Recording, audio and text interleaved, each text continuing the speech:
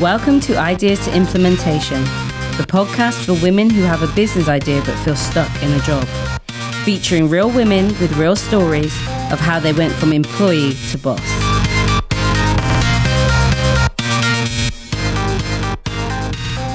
Hello, so my guest today is entrepreneur and business owner Anne Iarchy. Nice to meet you, Anne, and speak to you today.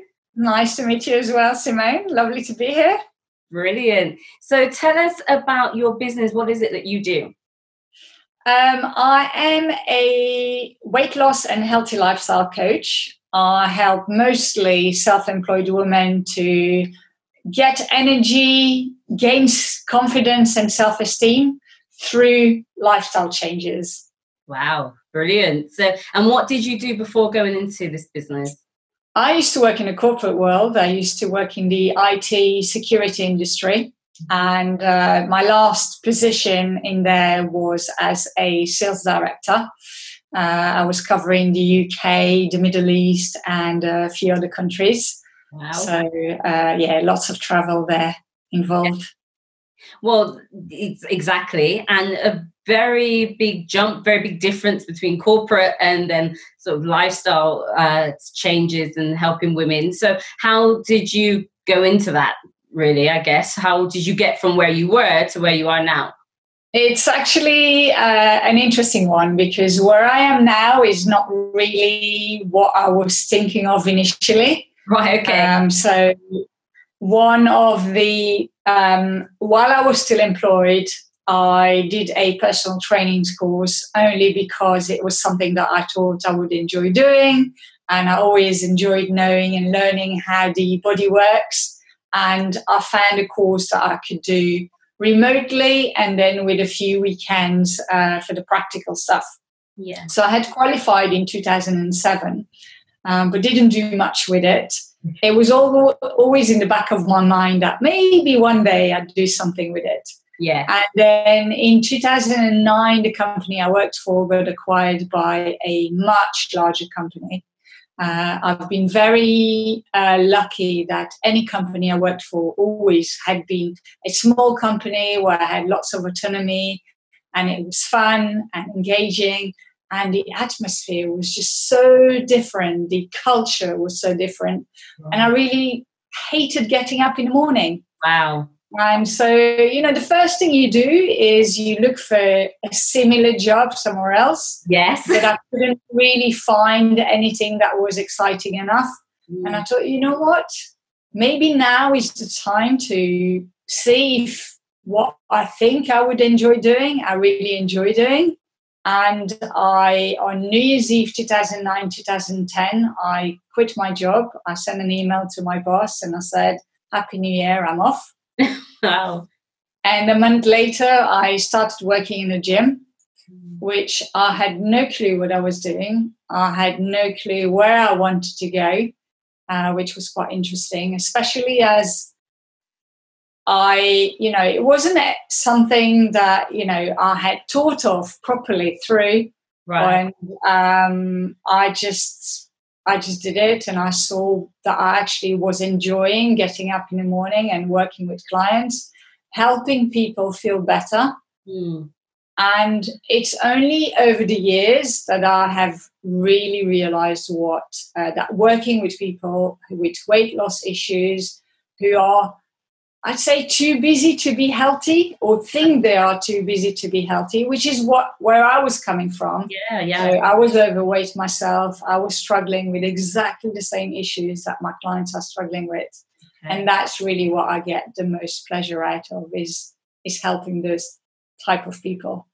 Of course, no, definitely. And there's something about when you know where your clients are coming from, so you've got that experience and that life experience to help. So so I can see the motivation, if you will, sort of leaving the corporate world, but how did you get the confidence to sort of go out on your own? Because obviously you went to a gym and you were working, but what gave you the confidence to start your own business? For me, it was actually very, very hard because I didn't prepare myself. I had no clue what was involved of, running your own business. When I was working in the corporate world, I always had a marketing department that was doing all the marketing bit. So it was a very, very steep learning curve. How do you spread the word? So in the gym, it was, I wouldn't say easy, but, I was there every day. I had some kind of a presence. It probably wasn't the best gym to work at because it was a local authority, like a leisure center. Okay. So lots of people that were going there because it was quite cheap. It was still before the low-cost gyms came out. So, people didn't really have money to spend on extra training. And it's only a encounter I had there, actually, at the gym with a lady who said, oh, you speak French, you must come to my Frenchy meeting, and we're meeting tomorrow night. And that's where I got my first private client from. Right. And then I met someone through, friends who introduced me to someone who was doing local online marketing. And so we did a swap, which was incredible. So she taught me how to blog. She taught me how to what to do on Facebook, how to tweet. She set up my newsletter. And that's how it started, really. But to be honest, it was a massive learning curve. Yeah, no, definitely. I can imagine. And I like that you touched on there about sort of the exchange of services that you had there, because that's something that a lot of times we don't explore. Especially those starting out in business, you may not have a lot of money, and it's worth exploring to see if there are people that will go into that exchange of services. Because if you don't ask the question, you don't know. People can only say no. So that's I'm glad you brought that out, actually. Definitely. It's one of those things that even now, even if it's not something that I need from a professional point of view. Yeah. But, over the years, I've done exchanges with people. So I train people, I help people in exchange for massage or other stuff. It's a great way of doing it. It's, as you say, worst case, they say no. That's it. Exactly. You've got to ask the question. And you said there about that it was a learning curve. You didn't know. Well, yeah, you hadn't prepared, I guess, for running your own business. Yeah. And how did you go about to sort of developing? I know that it was hard. I take it, and we all do make mistakes. You learn from those. But when did you start really the business development stage? So my business grew a little bit in the first year and even in the second year. But at some point, I hit that ceiling where I felt that it wasn't growing enough to properly make money out of it. Right. And again, totally by chance, I bumped into, at a seminar I went to, I bumped into a business coach. Okay. And, I knew I needed help. And that was one for me, a very hard thing to do is asking for help. Right. Only because coming from the corporate world, and especially in IT being a woman, it was, one of those things that if you need to ask for help, it means you can't do it alone. It was a sign of weakness. Yeah, which I had to overcome and say, no, absolutely. If this is what I want to continue and do, and I love what I do, I need to make it work. Yeah. And so I reached out to a business coach who helped me massively for a couple of years. And, it changed my business totally. She helped me package my services. While I was still working with her, I opened a weight loss center, which in the meantime I've closed because it was a massive overhead. Yeah. But it really helped me get out there and make a presence for myself. Yeah, no, that's it. And there's nothing wrong with asking for help, like you said. But the reality is we all have our own sort of mental barriers, the things that have stuck with us. For you, it was coming from a corporate background where as a woman ask for help is a sign of weakness. And we all have those mental barriers that we really do have to sort of deal with when we go into business, because like or not, in order to move forward, we have to push through them. Totally. I mean, I also... I'm less now, but I was a massive introvert, which didn't help. Be it going networking or talking to strangers and all that kind of stuff. I had this massive block of not doing it. And that was one of those things that actually, without even realizing over the years, I've definitely overcome. And I can't say I'm the most extrovert person, but I can talk now to anyone and everyone. And although at the beginning I'm still a little bit more reserved, I don't mind reaching out and making it happen. Yeah, and that's it. It's not that you're suddenly going to change like your personality. You just learn how to navigate through and apply it where necessary to grow your business. So like you said, it's not like you're a massive extrovert now. You've just learned how to deal with it and push through. No, I like that, definitely. So what's been your biggest achievement? We spoke about some of the challenges. What's been your biggest achievement to date? I think my biggest achievement is writing a book. Wow. So I've just published my first book on the 24th of March, day after lockdown started. Oh, yeah. So, it was a little bit of a weird one because I had all planned to be out before Easter, which for me is generally a busy time. Yeah. And unfortunately, my book launch got cancelled. And things, Amazon is not accepting new books at the moment. So it's a little bit not on the back burner. I still managed to sell quite a few copies by myself. But the big spreading out hasn't happened yet.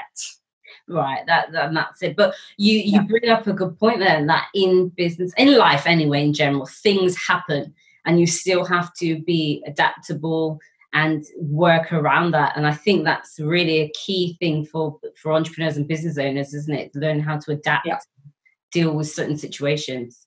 Totally. And, situations that are totally out of your control, nothing you can do about it. And it's just about, okay, well, it's still going to happen. I'm still going to make lots of noise. Might not happen now because I can't, physically, unless someone is in the UK, I can't really sell the book if it's not a Kindle version. Right. So it will have to wait, but it will still happen. Exactly. That's it.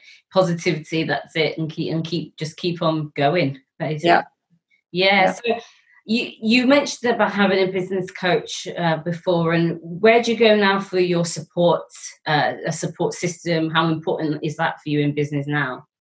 It is still massively important. So over the years, I have met some incredible people through different organizations or people I've worked with through the same business coach. And, so I have a very small group of amazing women that, most of them are women actually, that I turn to if I need something. Yeah. And then once in a while, I still work with a coach on specific things that I want to work on. The few people that I work with is more on a, supporting each other basis. So whenever we have an issue, we just ask and someone helps and we advise each other. We can, we're really free to ask anything without feeling ashamed of the question or something like that. And encouraging each other. And then when it's something a little bit bigger, I just pay someone to get help. Yeah. Oh, that's it. And that's massively important, isn't it? To build a support network that you massively. I do a lot of networking as well, which when I started nearly 10 years ago, I was dreading it. Yeah. I was nearly sick before a meeting. I was the one standing in the corner, not talking to anyone. Now I just love it.